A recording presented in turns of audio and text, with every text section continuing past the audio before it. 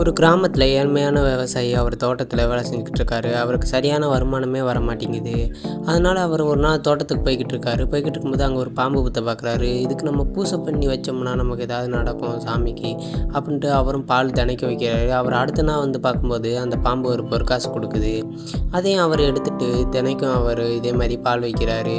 இதே மாதிரி தினைக்கும் வைக்க வைக்க அவருக்கு பரிசாக அந்த இதை கொடுத்து அவரும் கொஞ்ச நாள் கழிச்சு அப்படியே பணக்காரராக மாறிறாரு. அதுக்கப்புறம் ஒரு நாள் அவங்க அப்பா சொல்கிறாரு, அந்த பாம்புக்கு போய் இது வச்சுட்டு வா பால் அப்படின்னு சொல்கிறாரு. அந்த பையனும் பால் வச்சுட்டு வர்றான். அடுத்த நாள் வந்து பார்க்கும்போது அங்கே ஒரு பொற்காசு இருக்குது.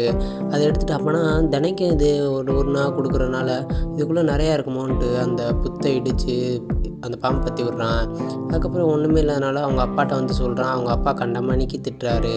திட்டி முடித்த பிறகு அவங்க அப்பா அந்த பாம்புகிட்ட பாலை வச்சு என் மகன் செஞ்சதை மன்னிச்சிருங்க அப்படின்னு சொல்லி அவங்க 2 பேருக்குமே இருந்த நட்பை மறுபடியும் வளர்த்து